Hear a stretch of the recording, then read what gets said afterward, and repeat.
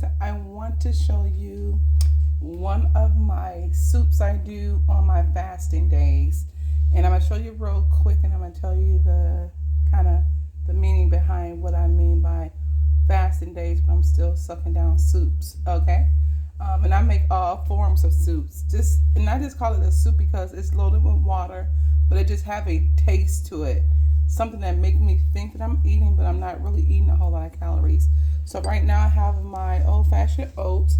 What you want to do is you want to go ahead and blend it up in a blender.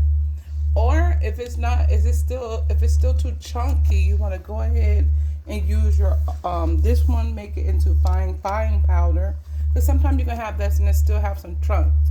It makes it a little bit harder to get it inside of your pouch thing. These are my portable pouch that I take to work with me. And I know this is looking a bit gelatin because I usually add gelatin as well. And this is what I mean by add gelatin. This is really good for your joint support. So it's almost like a grass-fed gelatin that I use to kind of thicken up whatever my soups are, so that it can be more filling. So right now I have my oatmeal blended. Like I said, you can blend it in here, but if it's not fine enough, you can get your fine, the one that goes finer. It makes it, all the lumps go out with this one. And so then I take that, and about a fourth of that oatmeal, I will put it into my water, your boiling water. And I'm going to do that step, and then I'm going to show you what I do. So as you can see in my extra fine blender, it's really fine. So I'm going to take that powder and about a fourth of a cup I'm going to add it into that. And that might also be too much because I don't want it to be super thick, but I take that and I just add that into my water and I stir. I also have about a pinch of, I say a fourth of a teaspoon of sea salt that I also put into my oatmeal, and I basically make sure I stir it. Sometimes, if it's looking like lumpy, I'll take my frother and I'll just make sure I'm blending out all of those little pieces. You probably want to put your oatmeal inside of your water when it's not too hot. When it's too hot, it'll tend to make it more clumpy. And so that's what I usually do, kind of make sure those are broken up. My whole goal is to make my oatmeal soup and put it inside of my bag. So keep a close eye on your oatmeal because it will bubble over. After I do that, I'll also take I cannot believe it's not butter, and I put maybe a tablespoon or teaspoon to a tablespoon inside of there. I do that for the creaminess. It tastes really good and creamy. So now I have the pinch of salt for salty. I have the butter. I cannot believe it's not butter, which is basically a 0 calorie flavoring. And then I also take my stevia for the sweet part, and you can sweeten it to your likeness. For some reason, during the time where I'm not about to, like a week before I come on my cycle, I have a whole lot of salty. I want stuff that's really salty.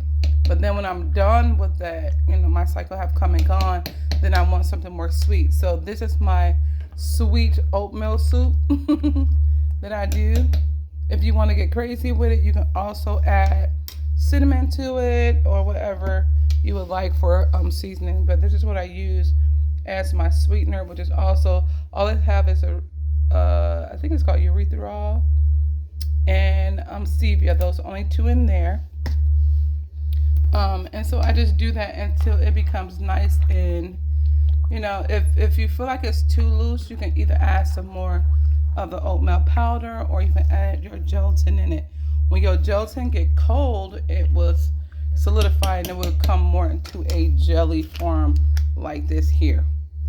Okay, and so that's how I make my oatmeal soup, what I call it. And also to go with your oatmeal soup, or just to have a little light drink in the morning or daytime. This is what I call my refresher pick-up drink.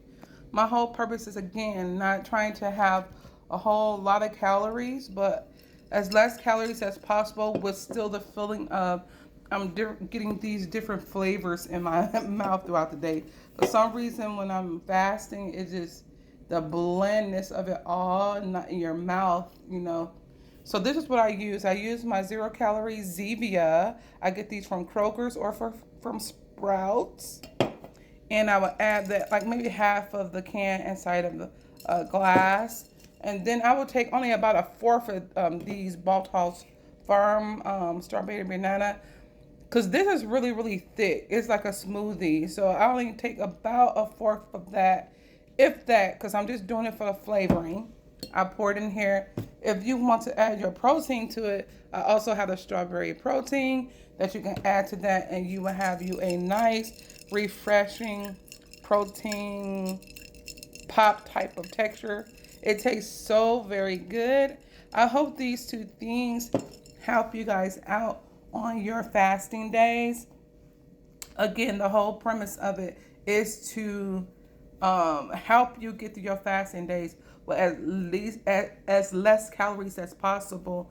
The girl Rachel Sharp, she said, if you just cannot get through your fasting days, 500 calories or less is still permissible for you to continue to lose weight, you know, every other day, doing even your soups.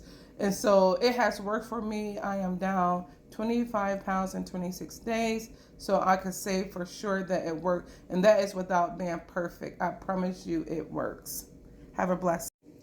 And guys, leave a comment, like, and share if this is indeed helping you on your fasting days, or just let me know if you are doing the soups for your fasting days. And then if you would like to be added to my community, just let me know as well. Have a blessed